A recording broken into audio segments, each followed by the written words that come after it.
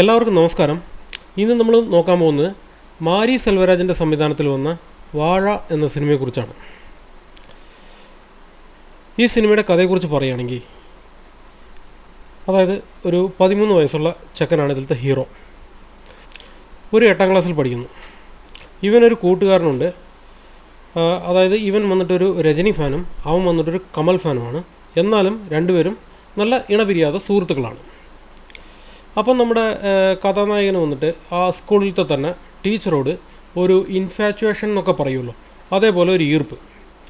അവൻ ഒരു ഘട്ടത്തിൽ വന്നിട്ട്, അതായത് അവൻ സ്കൂളിലേക്ക് പോകുന്നത് തന്നെ ഈ ടീച്ചറിനെ കാണാൻ വേണ്ടിയാണ് എന്നുള്ളൊരു രീതിയിൽ അത്ര ഇഷ്ടമാണ്.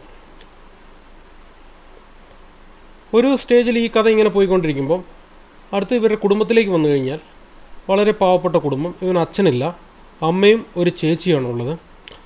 ഇവർക്ക് എന്താ ജോലി എന്ന് വെച്ച് കഴിഞ്ഞാൽ അടുത്തുള്ള സ്ഥലങ്ങളിലുള്ള ഈ വാഴത്തോട്ടങ്ങളിൽ വാഴക്കൊല വെട്ടുകയും അത് വെട്ടി വണ്ടിയിൽ കയറ്റുകയും അതിൽ നിന്ന് കിട്ടുന്ന ഒരു കൊലയ്ക്ക് വന്നിട്ട് 1 രൂപ 2 രൂപ എന്നിങ്ങനെ കിട്ടുകയും അത് വെച്ച് ജീവിക്കുന്നവരാണ്. ശനി ഞായറും വന്നു കഴിഞ്ഞ് കഴിഞ്ഞാൽ നമ്മുടെ കഥാനായകന് ഭയങ്കര പേടിയാണ്. കാരണം ഇവരുടെ കുടുംബ കഷ്ടം കാരണം ശനി ഞായറും ഇവനെയും വിളിച്ചുകൊണ്ട് വാഴക്കൊല വെട്ടാൻ പോകും. അത് ഇവന് തീരെ ഇഷ്ടമല്ല. അതുകൊണ്ട് ഇവന് ഭയങ്കര പേടിയാണ്. ശനിയാഴ്ച ഞായറാഴ്ച വന്നു കഴിഞ്ഞ് കഴിഞ്ഞാൽ ഇവന് ഭയങ്കര പേടിയാണ്.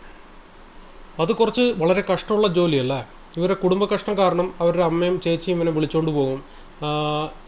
ഇവനതിന് പറ്റില്ല. ഇവൻ കാരണം ചെറിയ ചെക്കൻ കളിച്ച് നടക്കേണ്ട ചെറുക്കനാണല്ലോ.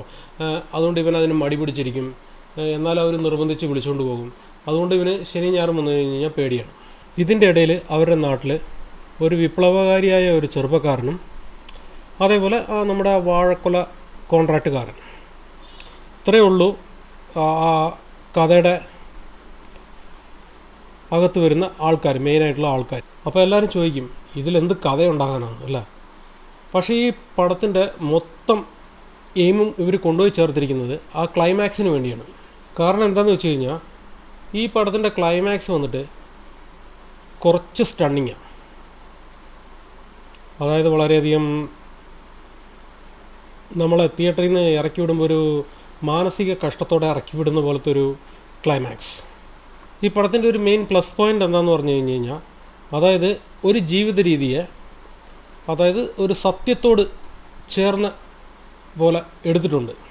അതിൻ്റെ പ്രധാന കാരണം എന്താണെന്ന് ചോദിച്ചു കഴിഞ്ഞാൽ, ഇതിൽ വന്നിരിക്കുന്ന അഭിനേതാക്കൾ എടുത്തു പറയേണ്ടതാണ്. ആ കഥാനായകനായ ചെറുക്കൻ്റെ അഭിനയം, അതേപോലെ അവൻ്റെ കൂട്ടുകാരനായിട്ട് വരുന്ന ആ ചെറുക്കനും. അവൻ്റെ ക്യാരക്ടർ വന്നിട്ട് ആ ഡയറക്റ്റ് വേണ്ട രീതിയിൽ ചെയ്തിട്ടുണ്ട്. അതായത് എങ്ങനെയാണെന്ന് വെച്ച് കഴിഞ്ഞാൽ, നമുക്ക് സിനിമ കണ്ടുകൊണ്ട് ബോറടിക്കുന്ന സമയങ്ങളിലൊക്കെ ഇവൻ വരും ബോറടി മാറ്റുന്ന ഒരു ക്യാരക്ടറായിട്ട് നന്നായിട്ട് കൊണ്ടുവന്നിട്ടുണ്ട്. ഹീറോ ചെക്കൻ്റെ അമ്മയായിട്ട് വരുന്ന സ്ത്രീ, എൻ്റെ അമ്മ ഒട്ടുക്കത്തെ അഭിനയം. അതായത് ആ സ്ത്രീയാണ് ഈ പടത്തിന് ഒരു മെയിൻ സപ്പോർട്ട് കൊടുത്തിരിക്കുന്നത്. അത് ക്ലൈമാക്സിലൊക്കെ വന്നിട്ട് അതിൻ്റെ പെർഫോമൻസ് എന്ന് പറഞ്ഞാൽ ഒരു എക്സ്ട്രോഡിനറി പെർഫോമൻസാണ്. അതേപോലെ ടീച്ചറായിട്ട് വരുന്നവർ നന്നായിട്ടും അഭിനയിച്ചിട്ടുണ്ടായിരുന്നു. ഈ മറ്റേന്താ പറയുക, ജൂനിയർ ആർട്ടിസ്റ്റൊക്കെ ഉണ്ടല്ലോ, അതൊക്കെ വന്നിട്ട് അവർ വന്നിട്ട്, അതായത് വലിയ വലിയ ആക്ടറിനൊന്നും വിളിക്കാണ്ട് ആ ഗ്രാമത്തിലുള്ളവരെ തന്നെ എടുത്താണെന്ന് തോന്നുന്നു അഭിനയിപ്പിക്കാൻ വെച്ചിരിക്കുന്നത്. എല്ലാവരും നല്ലവണ്ണം പെർഫോമൻസ് ചെയ്തിട്ടുണ്ട്. ഞാനൊരു എക്സാമ്പിൾ പറയുകയാണെങ്കിൽ, നമ്മുടെ കഥാനായകൻ്റെ കൂട്ടുകാരൻ്റെ അമ്മയായിട്ടൊരു സ്ത്രീ വരും. അതൊക്കെ ഇതിനു മുമ്പ് ക്യാമറ കണ്ടിട്ടുണ്ടോ എന്ന് തന്നെ അറിയത്തില്ല.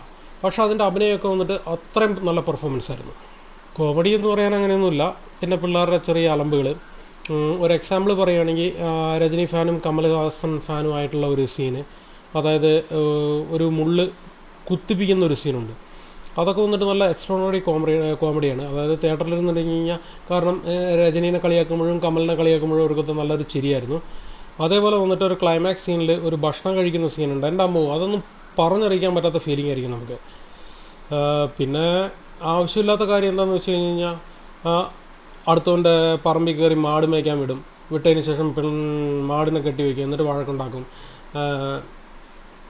അതൊക്കെ ആവശ്യമില്ലാത്തതാണ്. എന്നിട്ട് പറയും, എന്നിട്ട് ഒരു വിപ്ലവം ഉണ്ടാക്കും എന്ന് വെച്ച് കഴിഞ്ഞ് കഴിഞ്ഞാൽ മനസ്സിലായി കാണുമല്ലോ. ഞാൻ അതിൽ കൂടുതൽ പറയുന്നില്ല. അത് അതിലേക്ക് ഇറങ്ങിക്കഴിഞ്ഞ് കഴിഞ്ഞാൽ ശരിയാവത്തില്ല. പിന്നെ മെയിനായിട്ട് നമുക്ക് തോന്നുന്നത്, അതേ സ്കൂള്, അതേ പിള്ളേർ, അതേ ടീച്ചർ, ഇങ്ങനെ പറഞ്ഞ് റിപ്പീറ്റ് ആകുന്ന സമയത്ത് നമുക്ക് കുറച്ച് ബോറടി തോന്നും. പിന്നെന്താണെന്ന് വെച്ച് കഴിഞ്ഞാൽ, ഒരു സ്കൂൾ പയ്യൻ ഒരു ടീച്ചറിനെ പഞ്ചാര അടിക്കുക എന്ന് പറഞ്ഞു കഴിഞ്ഞാൽ അത് നമുക്ക് എല്ലായിടത്തിലും നടക്കുന്ന സംഭവം തന്നെയാണ്. പക്ഷേ എന്നാൽ അത് വലിയ ബിഗ് സ്ക്രീനിൽ കൊണ്ടുവരുമ്പോൾ അത് കുറച്ച് മോശമായി പോയെന്ന് എനിക്ക് തോന്നുന്നു. പക്ഷേ ഈ പടത്തിൽ അങ്ങനെ വൾഗറായിട്ടൊന്നുമില്ല. അത് നല്ല ലിമിറ്റോടെ തന്നെയാണ് ചെയ്തിരിക്കുന്നത്. എന്നാലും ടീച്ചറിനെ വിദ്യാർത്ഥി പഞ്ചാരടിക്കുക എന്ന് പറയുമ്പം അത് ബിഗ് സ്ക്രീനിൽ വരുമ്പോൾ നമുക്കൊരു എന്താ പറയുക, ഒരു നെരുടൽ എന്ന് പറയുമല്ലോ, അത് ഉണ്ടായിരുന്നു. പടത്തിൽ മൊത്തത്തിൽ നോക്കുമ്പോൾ കുറച്ച് കുറവുകൾ, പ്ലസ് പോയിൻറ്റുകളും മൈനസ് പോയിൻറ്റുകളൊക്കെ ഉണ്ടെന്ന് വെച്ചിട്ട്, പക്ഷേ പടത്തിൻ്റെ ക്ലൈമാക്സ് അത് വന്നിട്ട് നമ്മളെ ഒരു എന്താ പറയുക, കൊന്നു കളഞ്ഞു എന്ന് പറയാമല്ലോ, അങ്ങനെ ഉണ്ടായിരുന്നു. മൊത്തത്തിൽ ഈ പടം എങ്ങനെയുണ്ടെന്ന് ചോദിച്ചു കഴിഞ്ഞാൽ, ആ സ്കൂൾ പോർഷനും അതേപോലെ ആ ലവ് പോർഷനും കുറച്ചും കൂടെ ഇംപ്ലിമെൻറ്റ് ചെയ്തിട്ട് കുറച്ചും കൂടെ ഇൻട്രസ്റ്റായി എടുത്തു കഴിഞ്ഞ് കഴിഞ്ഞാൽ ഈ പടം ഒരു എക്സ്ട്രോർഡിനറി പടമായിട്ടുണ്ടാവും. അതായത് സത്യത്തിന് നിരക്കുന്ന രീതിയിലുള്ള ഒരു ജീവിത രീതി ഈ പടത്തിൽ കാണിച്ചിട്ടുണ്ടാവും. ഇങ്ങനത്തെ പടമൊക്കെ എല്ലാവരും പോയി കണ്ട് അതിനെയൊക്കെ പ്രോത്സാഹിപ്പിച്ചു കഴിഞ്ഞ് കഴിഞ്ഞാൽ നമുക്ക് ഇനിയും കുറച്ചും കൂടെ ബെറ്റർ ആയിട്ടുള്ള സിനിമകൾ കിട്ടും എന്നാണ് എൻ്റെ അഭിപ്രായം. അതേപോലെ OTTയിൽ വരുമ്പം എല്ലാ പ്രായമായവർ ഇരുന്ന് കണ്ടു കഴിഞ്ഞ് കഴിഞ്ഞാൽ അവർക്ക് തീർച്ചയായും ഇഷ്ടപ്പെടും. ശരിയെന്നാൽ, ഓക്കെ, ബൈ.